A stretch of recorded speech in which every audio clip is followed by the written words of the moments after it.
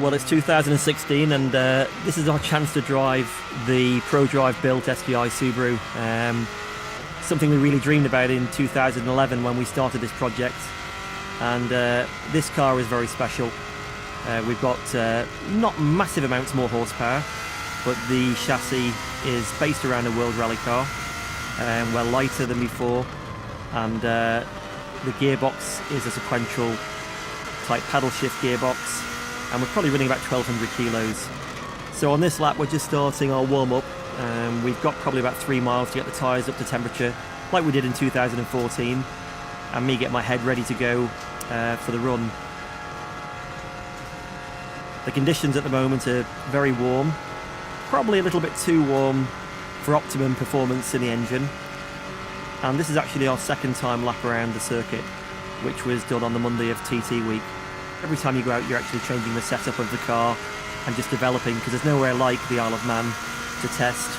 And you can test on an airfield or a racetrack as much as you want, but there's nothing actually like the TT course.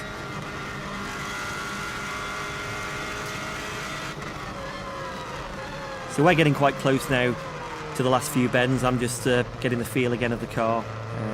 As you can see, getting plenty of heat into the tyres. And looking forward with anticipation for the start of the run.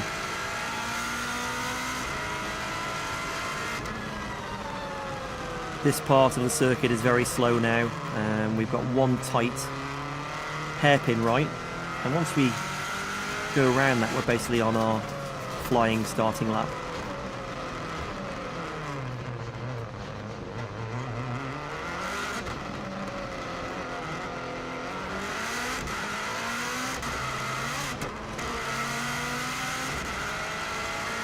So here we go, we're now accelerating for the flying start, and we're just about to go across the start line now. We're on our lap. Famous part for me is Bray Hill. Up to 170 miles an hour now, which is definitely faster than before.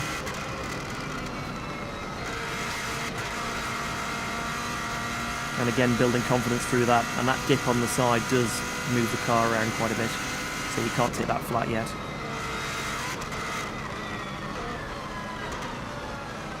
First big braking point. All the way down to second gear. Bit of oversteer there. Tyres probably a little bit cool.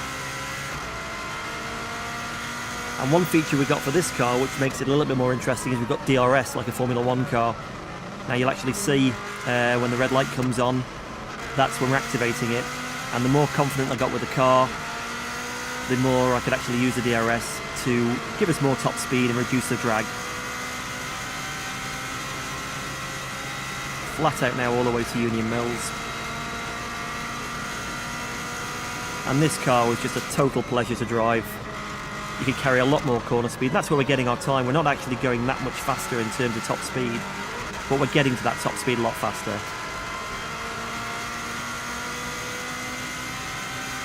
Lovely section through there, little bump on the inside. And now it gets really fast all the way to Greba. The only corner in the middle of that is Balagary, or Balascary, as we all name it.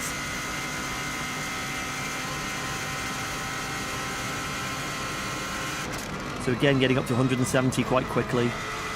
Little lift here and then tip it in. And because the car is so much faster everywhere, I can actually build up every lap I get out, and I was hoping for another lap. And there's a few places where we could have edged a little bit more time, just with confidence in the car. You've got two chances of a TT course. If you take it flat and it's not, you're in a lot of trouble. So you've actually got to build up to see what the car or the bike will actually do on those corners. And that just comes with time and experience. Flat out now, we've got a little jump. And we've got to be careful, because at 170 miles an hour, that car potentially could fly. So we're unsure what it's going to do over the jumps, so you've got to be a little bit wary when you're getting up to those speeds. Greba Castle down just one gear. Trying to get on the power, committed and nice and early. And the way this car changes direction is really, really great.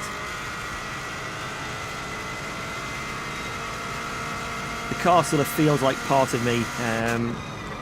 You think it round the corner rather than actually steering it round the corner.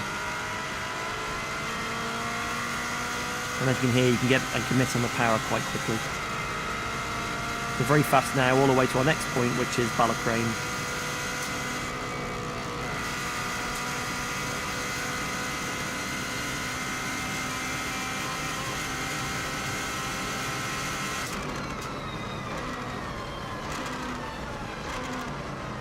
So heavy braking all the way down into third. On the power early. Tricky little corner there, you've got to get right in on the inside. And now we get on to what is quite a good section for the car, because it's there's quite a lot of corners, so we can gain a little bit of time with our corner speed through this lot, all the way to Glen Helen. Late apex.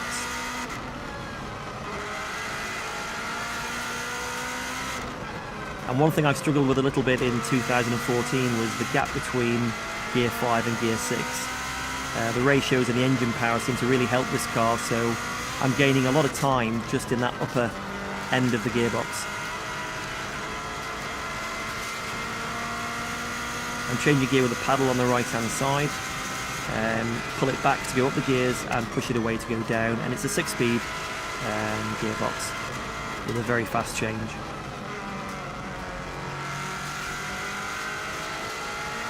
Coming to Sarah's cottage, a very big climb, you can't really see it on the TV. Difficult corner that, and now you start building power all the way up the hill again to get onto the next section. Helicopter always comes into sight here, you can see that above.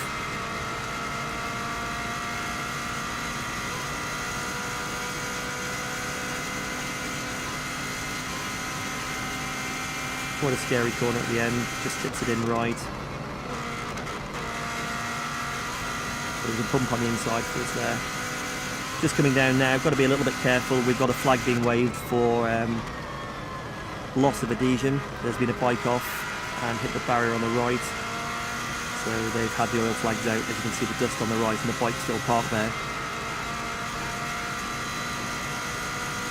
Come up for the walls now, drop it down 1 gear, and I think we dropped it down 2 gears last time in 2014.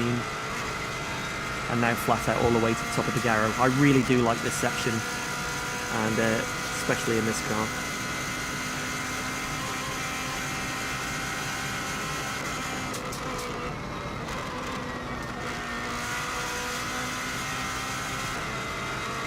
Curb jits out, and then you've got the compression at the bottom of the Garrow, and you get a real good thump going through here. I think the camera even moved at that point.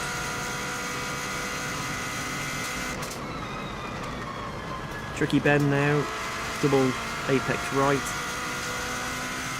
flat left, and then a double apex left.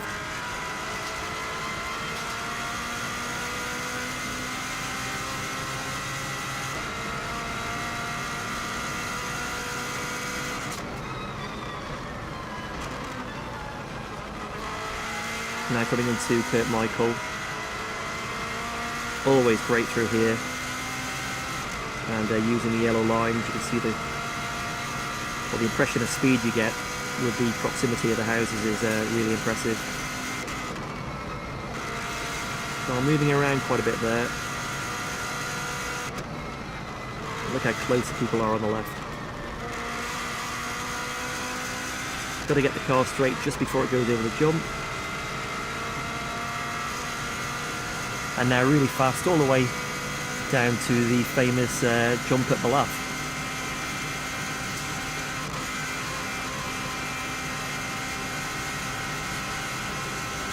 Back up at 170 miles an hour, these corners are really nice. Just nick a bit of curb on the left hand side on the next one.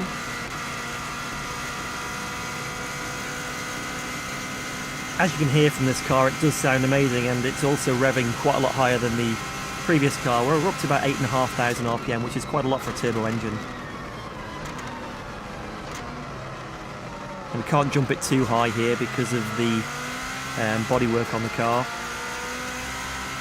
but you're losing time in the air anyway, so as soon as she's back on the ground, back on the power and flat out, all the way to Balacry. This next corner feels really good. It's a flat out left-hander. Car takes off, and then we tip it into Quarry Bends, which is a series of right, left, right.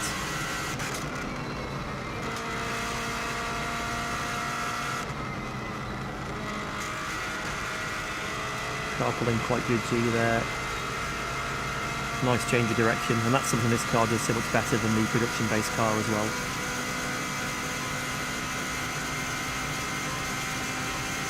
Now, although we've got a little bit more power than before and a massively better chassis, you could still afford to have a little bit more top speed here, which was bringing us a little bit closer to the bikes. They're topping out at just under 200 miles an hour, and as you can see, we're just getting just over 170. Braking down here at Sulby, feels like you're doing 2 miles an hour, so you've got to be really careful to get the apex. Bit of oversteer on the outside of the corner. And now we get into the bumpy section from Ginger Hall all the way to Ramsey. Car bouncing around quite a bit.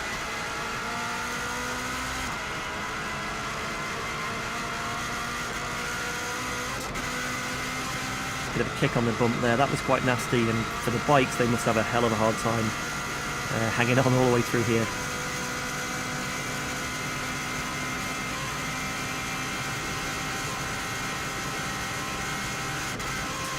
Back up to 170 again.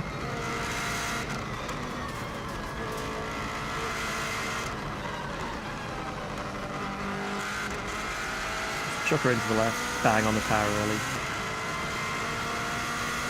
Coming up now is the Conker Tree, which jits out a little bit on the left, and then we've got a nice series of a right, left and a right, and heading toward Ramsey.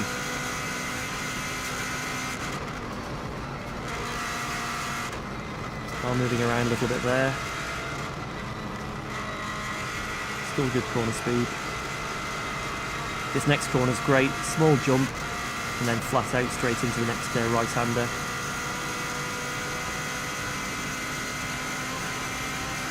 We've got the famous Ramsey bus stop, which we run a little bit wide into around this left.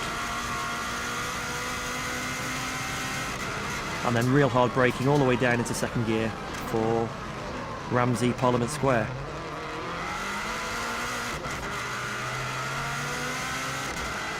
A little bit of oversteer, but not too much. Always feels great going sideways, but unfortunately it's not great for the lap time.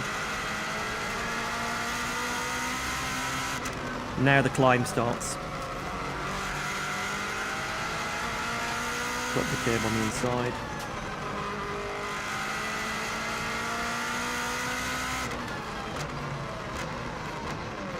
And now into first gear around the Ramsey hairpin. Now the heated's just started to give us a little bit of understeer with the car. On our very first run, we had an oversteer balance. We changed it for this lap. And probably went a little bit too much the other way, so there was a little bit more time to come from the balance.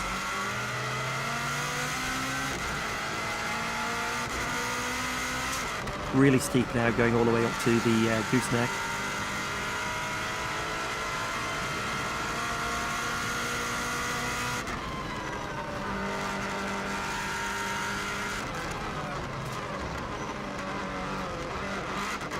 Big bit of understeer there, pushed to the outside, and had to come out of the gas quite early.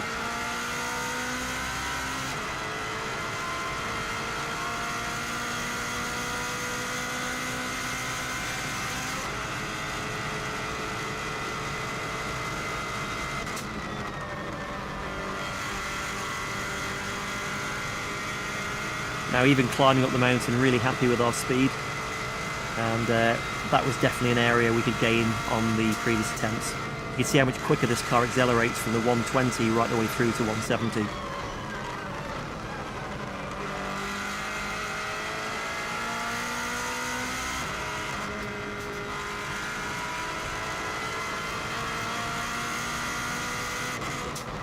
The last right-hander before we have a bit of a break on the mountain mile. Always see the helicopter at this point, you can see it on there on the right. And the nature of the course, as you can see all the way around, is rights and lefts, and then there's probably about 5 big right-handers that link it to make it a lap. So the tyres aren't really getting mega warm, there's no big loads, and it's always very, very high-speed corners. A lot of people comment that a bike is always not quite as fast as a car around a race circuit, but the Isle of Man is different to most race circuits because of the speed and the lack of tight corners. That's the top of the mountain mile. Big long left, right, left.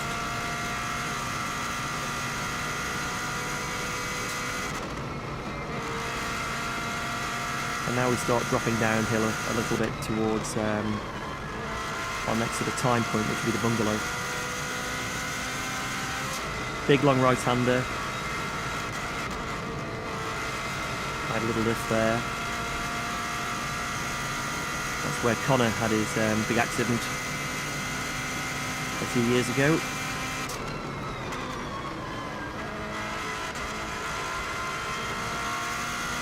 You can see the windscreen is starting to get quite covered with flies. Wasn't too bad at this time of day, but I didn't want to risk trying the wipers because it could actually make it worse, so you're better just to get on with it and ignore it.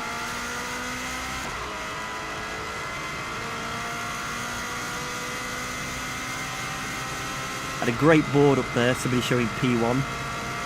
We were the only car on the circuit, so I thought that was quite funny.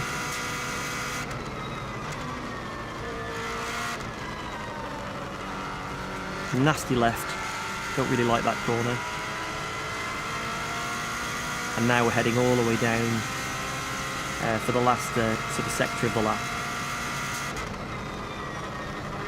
Real nice feeling on these 3 left-hand corners. 1, 2, bang, and we pretty well take it all as one. Windy corner, up a gear from last time, 5th gear. And again, just picking a bit of understeer, we just run wide and just get the wheel on the grass there. But it's no drama.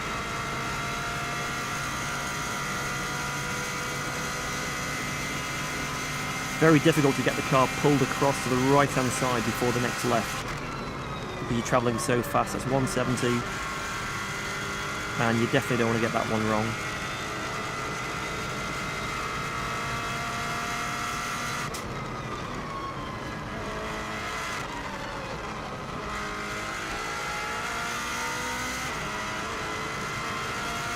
Next is Kate's Cottage. Car moves around a bit there, and now flat out down to the Cregna Bar. Loads of people around watching, and you know it's going well when people are waving, which definitely helps. Around the Craig, and now really fast down to Brandish, which is the big long left-hander.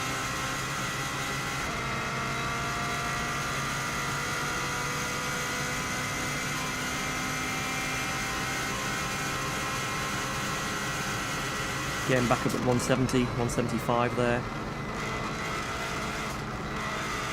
I sort of put the wheel on the grass, but I'm not sure if it's the best way. You might be better keeping it all on the tarmac, because it does move the car around. Hilbury, big bump on the inside. Car moves about a bit there.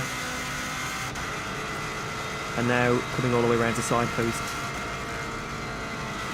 Get a real good buzz on these 3 lefts. You can see the car moving quite a lot and a load of steering input there.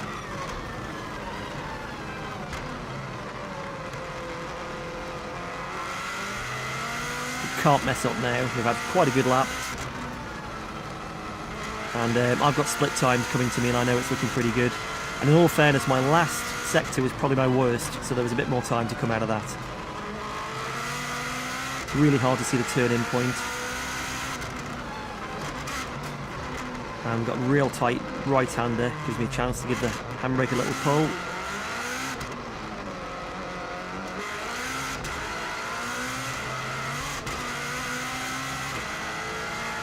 DRS wide open again.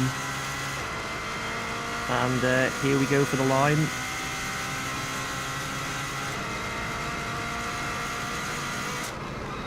And there we have it, lap around in 2016 at an average speed of 128.7 miles an hour.